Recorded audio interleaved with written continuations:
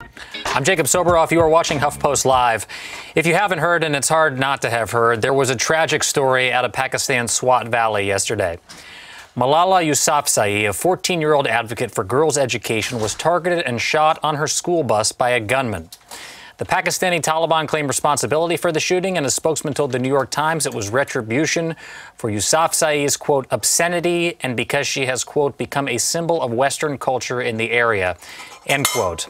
There are conflicting reports out of Pakistan today about her current medical condition, and as her story got out and response to it continues to spread worldwide. Joining us right now to talk about these recent events are Adam Ellick, a video journalist who made a film about Malala Yousafzai for the New York Times. He's joining us from Boston, Massachusetts. Anila Ali, an educator and community organizer in Santa Monica, California, not too far from where we are right now. And Joelle Wyser-Pratte, co-chair of Educate Girls Globally. Welcome to you all, and thank you for being here to discuss this tragic event. Adam, why don't we start off by just asking you, first of all, I'm sorry about what has happened to your friend. This is just a terrible story. Can you tell us about where you met her and what drew you to her story in the first place?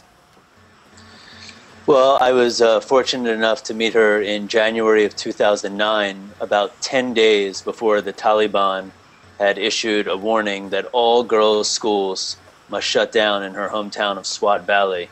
That meant the death of education for about 50,000 girls. And it occurred to me that this is an important story and no one's telling it.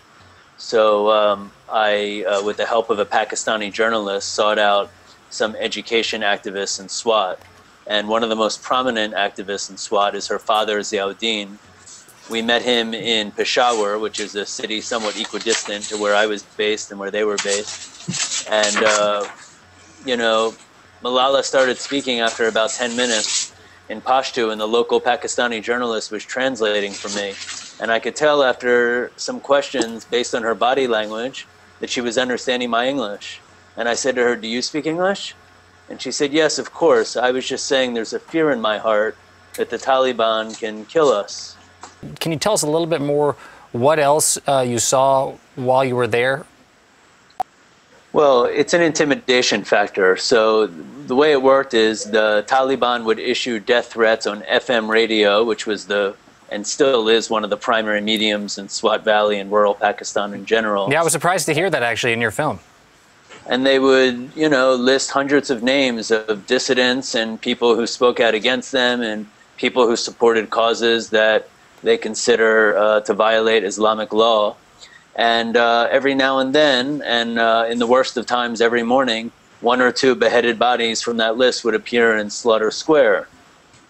But, you know, it's important to keep in mind that people became outraged by this, and the military went in and they fought a war there for about 6 months. That's when Malala and her father left the region, as more than 2 million people did, and became displaced from their homes.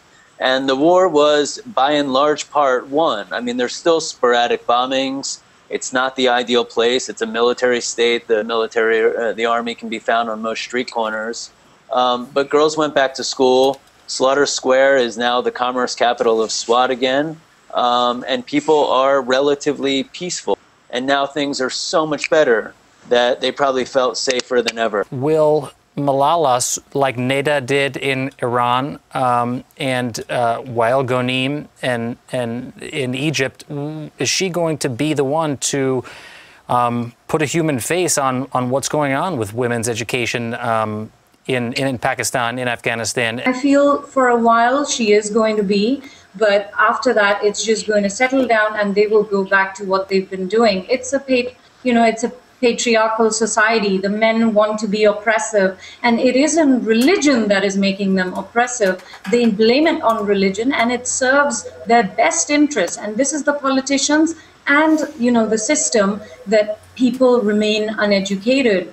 And, you know, I hope Malala's fine, but I think after a while people will forget it. We've got to change the curriculum, and, you know, through the USAID, through all the other efforts, non-profits, we have to get into the madrasas and change it. Otherwise, the kids that are growing up, they are rote learning Quran. They're not learning about the world. They are, if this girl doesn't get, you know, hopefully Malala is going to come back and she'll be fine and she will stay an activist. But she's only one. There are millions of uneducated kids that are growing up, and they are not getting the kind of education that is going to make them thinkers and enlightened